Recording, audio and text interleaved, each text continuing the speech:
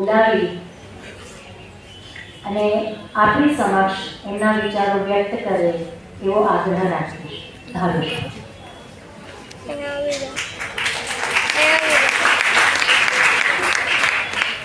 જય શ્રી કૃષ્ણ.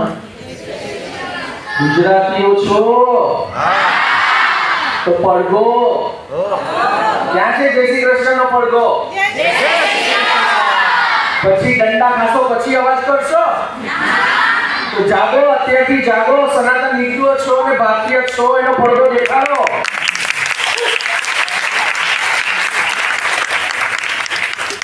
અહીંયા મુંબઈ ગુજરાતી સંગઠન સાથે સંકળાયેલી 70 માંથી 22 શાળાઓ હાજર છે. એટલે મારી શાળાઓ કહું છું કારણ કે 70 મહારાષ્ટ્રમાં 70 જેટલી શાળાઓ છે. બધી જ મારી શાળાઓ છે. બધી જ શાળાના આચાર્યથી લઈને શિક્ષકોથી લઈને વિદ્યાર્થીઓ સાથે સંકળાયેલા છીએ. અને એટલા માટે જે ગર્વની વાત છે કે આજે બે વસ્તુનું મિલન છે. એક તો એક એવી પેઢી છે જે વર્ષો પહેલા માતૃભાષામાં ભણી અને અત્યારે પ્રૌઢાવસ્થામાં આવેલી છે, અને એક એવી પેઢી છે જે અત્યારના માતૃભાષાને ટકાવીને રાખેલી છે. એમને કારણે આજે માતૃભાષા ટકેલી છે. આજે સાહિત્યના પ્રોગ્રામ તો આપણે બહુ જ કરીએ છીએ, પણ આ બધા જ પ્રોગ્રામમાં પેઢી જે આગળ બેઠી છે, જનરલી આજે પાછળ બેઠા છે, એમણે આપણી માતૃભાષાની ગૌમુખ એવી શાળાઓને ટકાવી રાખી છે. કારણ કે આ શાળાઓ હશે તો જ આગળ વહેણમાં પાણી આવશે. એટલે આ ગૌમુખ જેવી શાળા, એમના વિદ્યાર્થીઓ, આ બધા જ માટે એકવાર જોરદાર તાળીઓ પાડો.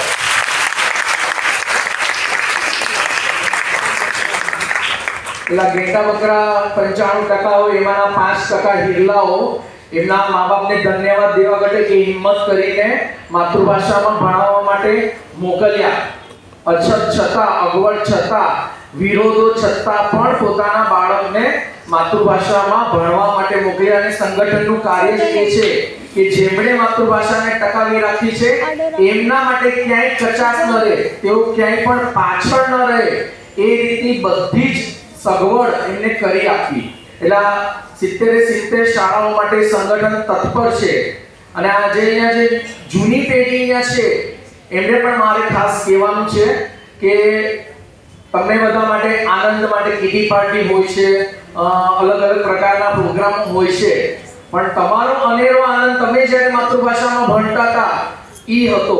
અને એટલા માટે જ અત્યારના માતૃભાષાના બધા જ કાર્યક્રમોમાં તમે આનંદ માણવા માટે આવો છો. તો ક્યાંક ને ક્યાંક આજે પણ આટલી શાળાઓ જીવંત છે અને ક્યાં અટકી રહી છે. જો અઠવાડિયામાં એક દિવસ પણ આપણી આ જીવંત શાળાઓ માટે કાઢશો, તમારામાં રહેલી આવડત, ઘણાને ઘણી બધી આવડત છે, ઘણાને ગીત ગાતા સરસ આવડે છે, ઘણાને વાંચન બહુ સરસ આવડે છે, ઘણા નૃત્ય કરી શકે એમ છે, ઘણી બધી આવડત તમારામાં છે કારણ કે તમે માતૃભાષામાં ભણીને આગળ વધેલા છો.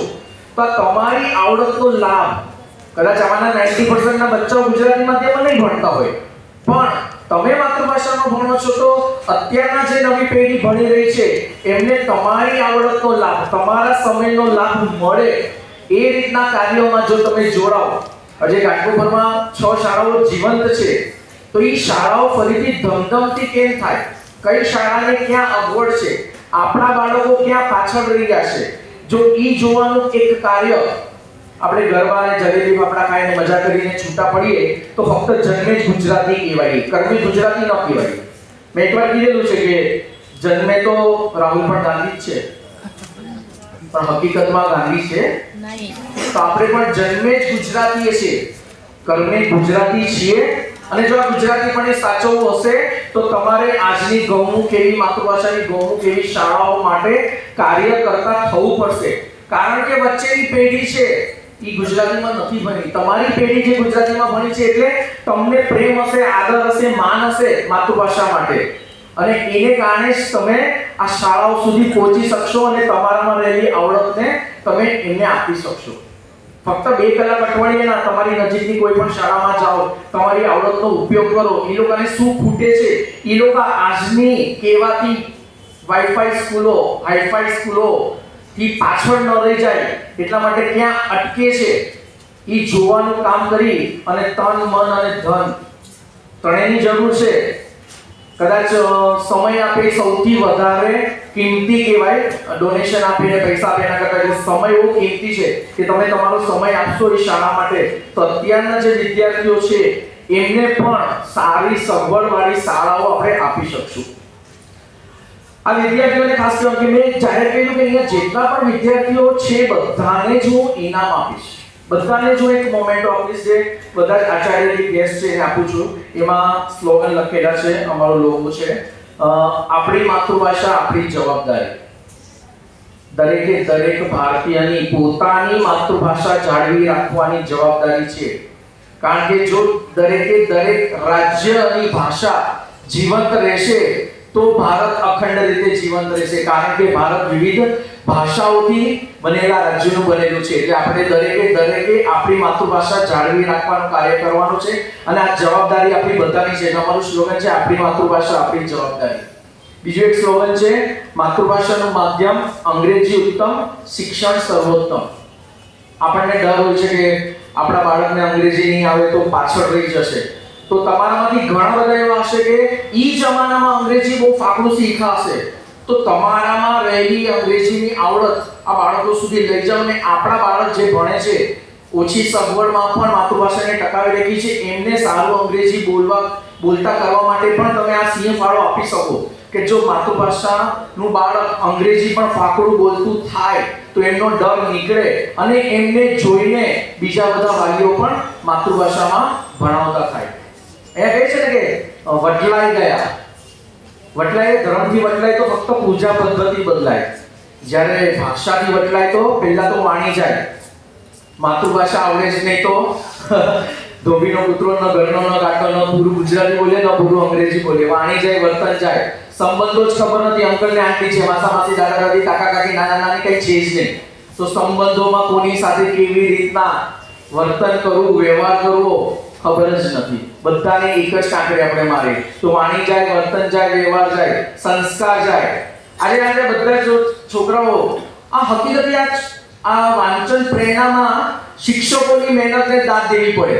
કારણ કે દરેક શિક્ષકોએ ક્યાંકથી ને ક્યાંકથી કુંદનિકા કાપડિયાથી લઈને વર્ષા અડાલજાથી લઈને મહાત્મા ગાંધી, ગુણવંત શાહ, સ્વામી સચ્ચિદાનંદ, કાકા કાલેલકર કેટલા બધી જગ્યાએથી કેટલું અવનવ શોધી ને એવું લઈ આવ્યા કે બાળકને બધી જ પ્રકારનું વાંચન અનુસ્વારથી લઈને પૂર્ણ વિરામ, અલ્પ વિરામ, કોણ બોલે છે, કેવા લેખામાં બોલે, એવા ફકરાઓ શોધીને લાવ્યા. એટલે એકવાર તાળીઓ બધા શિક્ષકો માટે. આ ખરી પરીક્ષા તો શિક્ષકોની હતી, કારણ કે એમણે કેવા ફકરા શોધ્યા છે આ બાળકો માટે એ બહુ મહત્વનું હતું. અને પછી બાળકો પાછળ કેવી મહેનત કરી છે એ દેખાઈ આવતું હતું. અને હકીકતથી આ બાળકોએ ખૂબ જ સુંદર રીતે ફક્ત ફકરા વાંચ્યા નથી, માયણા છે. કારણ કે ફક્ત વાંચન કર્યું હોય ને તો એ લેખો ન આવે. એ ફકરાનો મતલબ અંદરનો ગુંડાર્થ સમજીએ તો લેખો આવે. અને આ લેખા સાથે ઘણા બધી શાળાના વિદ્યાર્થીઓએ ખૂબ જ સુંદર રીતે વાંચન કર્યું હતું. આ સ્પર્ધાનો બીજો એક ફાયદો છે કે તમે બીજાનું જુઓ તો તમને તમારી ભૂલ પણ ખબર પડે. આ દરેક વિદ્યાર્થીઓ એટલે લાંબીથી અહીંયા આવ્યા છે. મુંબઈ ગુજરાતી સંગઠન સાથે 15 વર્ષથી બધી શાળાઓ જોડાયેલી છે એટલે મને ખબર છે કે કેટલી અગવડો વચ્ચે શિક્ષકો કામ કરે છે અને કેવા બેકગ્રાઉન્ડમાંથી વિદ્યાર્થીઓ આવે છે ને એમની પાછળ કેટલી મહેનત કરીને એમને તૈયાર કરવા પડે છે. સવારે ફોન કરીને ઉઠાડીને સ્કૂલમાં બોલાવવા પડે એવી મહેનત પણ આ શિક્ષકો કરે છે. અને ત્યારે અહીંયા 180 જેટલા વિદ્યાર્થીઓ દહીસર, કલ્યાણ જેવી દૂરના પરામાંથી પણ આવે અને આમાં ભાગ લે તો આ માતૃભાષા માટેનો પ્રેમ જ કહેવાય. અને એટલા માટે જ આ દરેક વિદ્યાર્થીઓ અત્યારના અહીંયાથી કાંઈક ને કાંઈક એવું લઈને જશે જે બીજા પાસેથી શીખશે. કહેવાય છે કે જેને પોતાની ભૂલ ખબર પડે એને બીજાએ કોઈએ ટોકવાની જરૂર ન પડે. મને મારી મિસ્ટેક પોતાની મેળે, મારી ભૂલ પોતાની મેળે મને ખબર પડી જાય તો દુનિયા કોણ છે મને ટોકવા વાળી? મારી ભૂલ હું પોતે જ સુધારી લઉં. અને આવી સ્પર્ધાઓ, આવા જ કાર્યક્રમો વિદ્યાર્થીઓની સાથે સાથે શિક્ષકોને પણ પોતે ક્યાંક ઓછા ઉતર્યા એ સમજવાની પણ તક આપે છે. અને આ તક આપવા બદલ ગુંજે ગુજરાતીનો ખૂબ ખૂબ આભાર. એમને મારું વિચાર હતું કે ફક્ત 2 વિદ્યાર્થીઓને બોલાવશો તો શિક્ષકો કેવી રીતના અહીંયા 2 વિદ્યાર્થીઓ માટે આવશે? ઓલરેડી આપણી શાળામાં શિક્ષકોની અછત છે, એમને સૂચનને પણ માન્ય રાખ્યું અને આજે આટલા બધા વિદ્યાર્થીઓ અહીંયા આવ્યા. બધાએ જ ખૂબ જ સુંદર પ્રસ્તુતિ કરી અને બધા જ કંઈક નવું અહીંયાથી લઈને જશે. અહીંયા અત્યારમાં માતૃભાષામાં ભણતી પેઢી અને વર્ષો પહેલા ભણી ગયેલી પેઢીનો સમન્વય છે. તો હું આશા રાખીશ કે આ ગુંજે ગુજરાતી ફક્ત ને ફક્ત ઓલી કીટી પાર્ટીની જેમ મોજ. મને ઘણી વાર બહુ સરપ્રાઈઝ થઈ. કીટી પાર્ટી શેના માટે? એન્જોય કરવા માટે. એટલે મતલબ એમ થયો કે 15 દિવસમાં એકવાર તમે એન્જોય કરવા માટે કીટી પાર્ટીમાં મળો છો તો બાકીના 14 દિવસ દુખી રહ્યો છો. હકીકતમાં મને ક્વેશ્ચન થાય કે તમે કે એન્જોય કરવા માટે તો બાકીના 14 દિવસ દુખી રહ્યો છો તમે. તો એન્જોય કરવા માટે ફક્ત ને ફક્ત 15 જણા 20 જણા મળીને જ એન્જોય થાય. આજે જેને ઘણું બધું ટકાવીને રાખ્યું છે, આપણા સંસ્કાર સંસ્કૃતિને ટકાવીને રાખી છે, એમના પાસે જઈને 4 કલાક બેસો તો ખરા. કેવો પરમાનંદ મળે છે હું છેલ્લા 15 વર્ષથી અનુભવું છું. અને આવો પરમાનંદ તમે જ્યારે શાળામાં જશો, બચ્ચાઓ સાથે રહેશો, વળગી પડશે. હું ડોંબિવલીની એમપી કેનિયામાં ગયો તો મને 2 છોકરાઓ જવા જ ન દે. તમારે જવાનું જ નથી સર, અહીંયા જ રહેવાનું છે. આવો પરમાનંદ તમને આ નિર્દોષ બાળકો પાસે મળે તો તમારી આ આવડતને, આ ગુંજે ગુજરાતી નો જે કાર્ય છે એને વિસ્તારીને તમે જ્યાં કહેશો ત્યાં મુંબઈ ગુજરાતી સંગઠન માતૃભાષાની શાળાઓ માટે, હું બહુ ક્લિયર છું, માતૃભાષાની શાળાઓના ઉત્થાન માટે. કારણ કે આ ગૌમુખ છે, આ ગૌમુખ હશે તો જ આગળ નદીમાં નીર આવશે, નહીતર નહીં આવે. તો આ માતૃભાષાની શાળાઓ માટેના કોઈ પણ કાર્ય માટે ગમે ત્યારે તમે કહેશો મુંબઈ ગુજરાતી સંગઠન અહીંયા હાજર છે. અને આ દરેક અહીંયા જેણે વિદ્યાર્થીઓ ભાગ લીધો છે બધા જ મારા માટે વિજેતા છે. કારણ કે આ ઇનામ તો એકવારનું છે. ભાગ લેવો એ બહુ મહત્વનો છે. ઇનામ તો એકવારનું છે. 10મા ધોરણમાં બેને કીધું કે ગોલ્ડ મેડલ મળ્યું હતું, એ મને ફક્ત ભગુભાઈના પહેલા વર્ષના એડમિશનમાં કામ લાગ્યું. પછી કોઈ ભોજીયો ભાઈને પૂછતો કે ભાઈ એસએસસી માં કેટલા પર્સન્ટ લાવ્યા. એવી જ રીતના ડિગ્રી કોલેજમાં ફાઇનલ યરમાં તમારા જે પર્સન્ટેજ આવે ને એ ફર્સ્ટ જોબમાં કામ લાગે. પછી જિંદગીમાં કોઈ નથી પૂછવાનું કે ભાઈ તમને ડિગ્રીમાં કેટલા પર્સન્ટેજ આવ્યા હતા.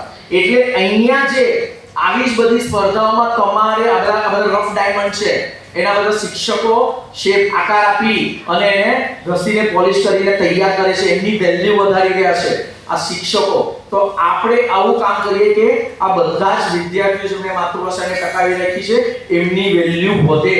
અને આ જે 10% હંમેશા જે ઓછું હોય, રેર હોય, એની જ કિંમત વધારે હોય. 95% તો સમજી ગયા ને? તો 5% ની જ વેલ્યુ છે. અને આગળ 5 વર્ષ પછી ખબર પડશે, નવી એનઈપી જ્યારે રેગ્યુલર લાગુ પડશે પછી ખબર પડશે કે આપણી સનાતન સંસ્કૃતિ, આપણા સંસ્કારો અને આપણી માતૃભાષાનું શું મહત્વ છે. એટલે આ બધા જાગેલા વાલીઓ છે, એમના વિદ્યાર્થીઓ છે, એમના માટે જોરદાર તાળીઓ. અને જીવનમાં એ લોકો આગળ વધે એમના માટે મહેનત કરવાની આપણી દરેકની જવાબદારી છે. એ સમજીને આપણે કાર્ય કરશું. ખૂબ ખૂબ આભાર.